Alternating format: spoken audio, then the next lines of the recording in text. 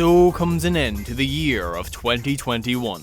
We had some bangers that were pure class, but now is not the time to reminisce, no siree. Instead, we must look forward into the wonderful new year of 2022, with the games that January has to offer. So, sit back and enjoy the ride as we at the Republic of Players gush and blather on about the games that are setting us up for one hell of a year. Now, I'm a sucker for when it comes to tactical RPGs. I just get lost in them for hundreds of thousands of hours, and they make me so very happy. So obviously the game that has me tingling in anticipation has to be Reverie Knights Tactics. I always look at these types of games as a slightly stranger to insane version of chess, and it's so very addictive. Reverie Knights seems to have very solid gameplay which will be a blast to stick one's teeth into, and looks like it could pose a good old challenge, and I love being challenged. The art style is pretty neat, and the animations for some of the attacks look downright deadly. The story seems to cover a war between elves and goblins, but I'm saving myself from digging in too deep. After all, exploring a game as blind as possible allows it to shine so much more. Reverie Knight Tactics is coming to pretty much everything on January 25th, and if tactical RPGs are your bread and butter, it's definitely not one to miss. The game I'm most looking forward to as we enter into a new rotation around the sun is Pokemon Legends Arceus. I'm going to just assume you know what Pokemon is. It's fairly well known that the mainline Pokemon series are, to put it nicely, formulaic. And while that doesn't bother me too much, at the moment I'm actually playing the remake of Diamond and I'm really enjoying it. It's about time the Pokemon games mix it up a bit, and this game seems to be doing just that. Set in the Sinnoh region of Diamond and Pearl, but a few hundred years in the past, Arceus sees players venture out into a more open Pokemon world that reminds me a lot of Breath of the Wild. Gameplay is more action based instead of turn based, as Pokemon run around the overworld and you can battle and capture them in real time. You even have to actually aim when you throw the Pokeball. Not much is known about the story, bar the fact that Arceus, who is the god of Pokemon, will have a large part in it, and you will face new Pokemon like Cleaver, who's an alternate evolution of Scyther, in large scale Monster Hunter like fights.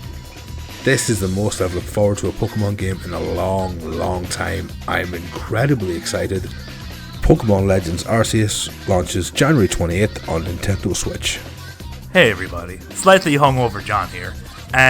'Tis the season, and the game that I'm looking forward to coming out in January of 2022 is a game, one of my favourite games of all time, definitely one of the best games to come out in the last decade, maybe even 2 decades, in my opinion, is the PC release of 2018's Sony masterpiece God of War.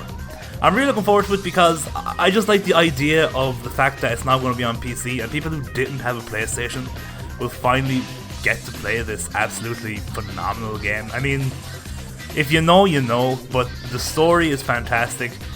It's got an open world, but like a kind of a small open world where every little island, every little place you go to has so many little secrets and places to go that it's not overwhelming like some of these bigger, more open world areas.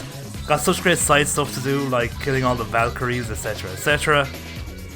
But yeah, the story and the relationship between Kratos and boy is just it's some of the best storytelling, some of the best, even comedy. Like there's those personable moments and like some funny moments, some very sad moments. It's unbelievable. Now the PC version has some better things than the we'll say improvements from the Sony version.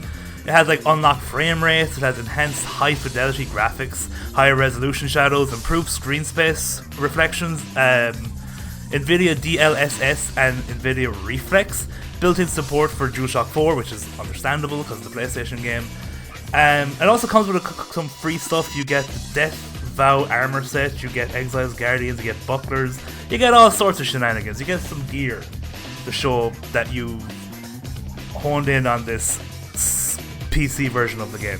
But yeah, if you haven't played it, it's so freaking good. You can't... You just play it. If you can't play it on the PlayStation and you have a PC, buy it. just buy it. It's one of the best games I've ever played. What are you doing with your life? And it's coming out for PC on January 14th of 2022. Hi everyone, Ronan here. I hope you're keeping safe and well. The game I'm most looking forward to in January is Rainbow Six Extraction. Extraction is a cooperative multiplayer game in which players must work together to combat and defeat a type of parasite-like aliens called the Arcanes. The game can support up to 3 players, and those players must infiltrate an enemy-infested location and complete objectives such as collecting samples, extracting materials from computers, and gathering intel. Each play session, known as an incursion, is made up of 3 interconnected submaps, and players must be assigned any one of 12 objectives randomly in each submap. The location of the objective and the placement of enemies are procedurally generated. Once the players secure their objective, they can choose to extract themselves or explore the next submap. I for one can't wait to jump into Rainbow Six Extraction on the 22nd of January. I hope you all had a very, very nice Christmas and a Happy New Year to everyone, and we'll talk soon.